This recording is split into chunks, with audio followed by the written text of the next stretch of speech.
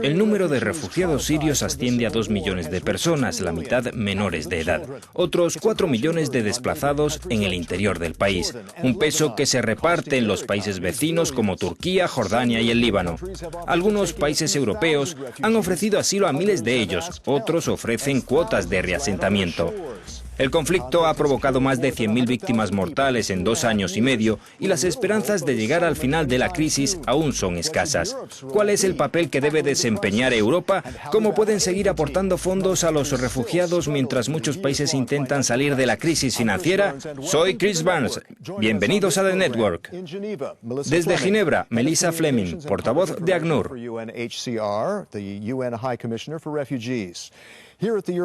Desde el Parlamento Europeo, aquí en Bruselas, Christopher Stokes, director general de Médicos Sin Fronteras.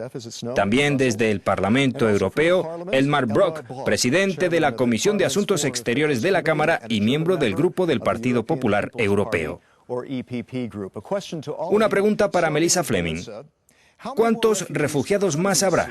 Sabemos que ahora son más de 2 millones. ¿Pueden empeorar las cosas?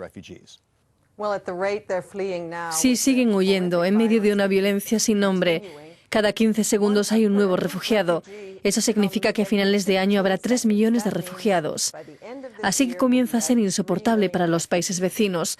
La urgencia de la situación es evidente. Hay que hacer algo para que esos países vecinos puedan seguir acogiendo y no cierren sus fronteras.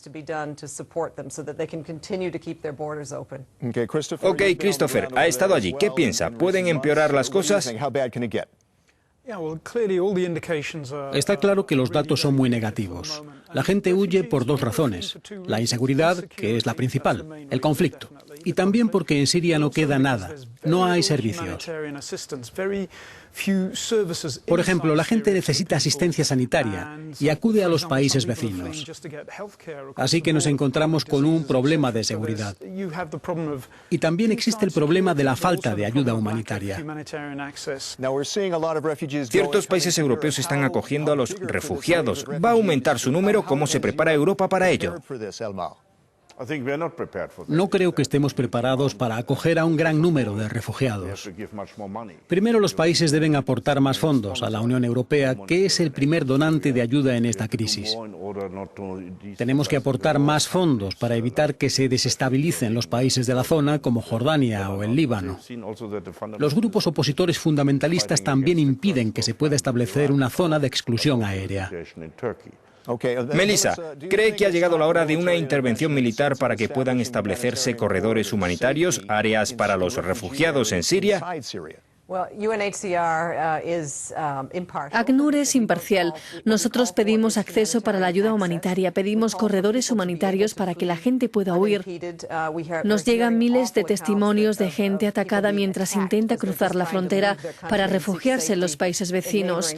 Pedimos más ayuda destinada a esos países de acogida que soportan el peso de esta crisis de refugiados. Christopher, sea todo lo imparcial que pueda. ¿Cree que es necesaria una intervención militar? No pedimos que se intervenga de un lado o de otro.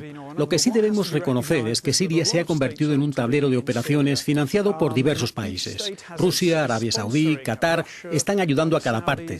Y lo que nosotros decimos es que si todos ellos están llegando a un acuerdo sobre las armas químicas, entonces también pueden ponerse de acuerdo sobre el acceso a la ayuda humanitaria. Rusia, Irán, Arabia Saudí tienen mucho que decir. Elmar, ¿le conviene a Europa una intervención para evitar un mayor flujo de refugiados?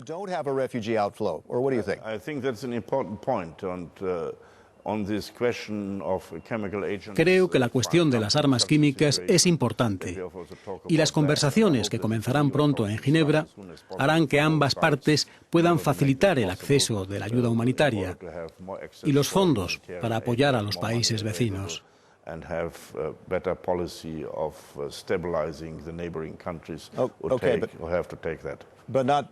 ¿Habría que intervenir para estabilizar la situación? Creo que la respuesta de las ONG ha sido clara y también la de la ONU. Tienen que ser imparciales. Si a sus esfuerzos se une una intervención militar, esto puede ser tachado de parcial y es algo que debemos evitar. Si las diferentes partes lo ven como algo parcial, entonces solo empeoraremos las cosas. Ok, Melissa, hablemos de la situación en los países vecinos. ¿Cómo está afectando esta crisis a países como Jordania o el Líbano? ¿Les estamos ayudando a soportar esa carga? No estamos haciendo suficiente. Y la situación es insoportable para ellos. Pongo el ejemplo de un pueblo libanés que visité hace poco. Tiene unos 3.000 habitantes y en poco tiempo se han instalado unos 6.000 refugiados sirios. Un pueblo muy pobre, estrangulado por la situación que solo empeorará. Y eso nos concierne a todos. Christopher, y hablando de inestabilidad, ¿cree que el mundo debería hacer más para ayudar a esos países? Por supuesto que esto está afectando a los países vecinos y no se trata solo de una cuestión de ayuda, de más fondos. También tienen que hacer frente a un problema de seguridad. ¿Y cómo se puede resolver la situación sin una intervención? No hacen falta soldados para ello. Si se llega a un compromiso político sobre las armas químicas, entonces podremos llegar a una solución humanitaria. Y aquellos países que apoyan a Damasco podrían convencer al régimen sirio de que facilite la llegada de ayuda humanitaria, también a través de países vecinos como Turquía o el Líbano. Ok, Elmar. ¿Y qué debe hacer la Unión Europea para apoyar a esos países? Creo que debería ejercerse más presión a través de Naciones Unidas a países como Rusia y Arabia Saudí. Creo que las negociaciones en Ginebra deberían comenzar lo antes posible. La primera condición es impulsar la ayuda humanitaria mientras se negocia una solución pacífica que debe llegar antes o después. No hay otra salida. Melissa, ¿cree que la Unión Europea está actuando de manera eficiente? ¿La cercanía al conflicto le obliga a hacer más? Necesitamos repartirnos el peso de esta crisis. Alemania, por ejemplo, va a acoger a unos 5.000 refugiados sirios procedentes de Jordania y el Líbano. Se trata de la ampliación de su programa humanitario para las personas más vulnerables. Otros países deberían seguir su ejemplo. Christopher, ¿qué piensa? ¿Quién debería implicarse más? Compartir el peso. ¿De qué estamos hablando? Cuando vemos la reacción en Europa, el pánico que genera la llegada de unos miles de inmigrantes a las costas de Italia, comparado con el 500.000 de refugiados que cruzan la frontera turca, por ejemplo, creo que el peso de los refugiados debe ser compartido. Elmar, ¿cómo se impulsa ese compromiso político?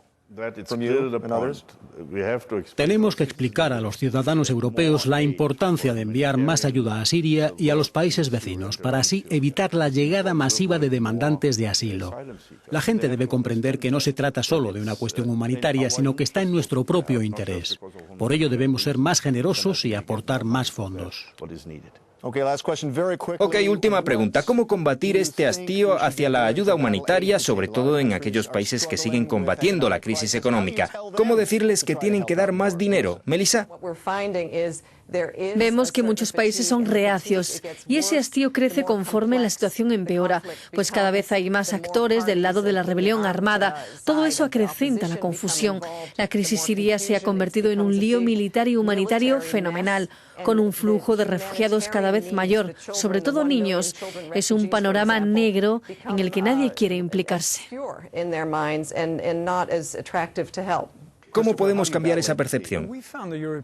Cuando se explica lo que está sucediendo en Siria, la gente se muestra más comprensiva. Y creo que se le da demasiada importancia al tema de los radicales europeos que van a luchar a Siria, en vez de concentrarse en la ayuda humanitaria. Así que para nosotros es clave seguir insistiendo en el sufrimiento de la población civil. Ok, Christopher, no nos queda más tiempo. Gracias a Melissa Fleming, Christopher Stokes y Elmar Brok. Soy Chris Burns. Gracias por conectar con nosotros en The Network.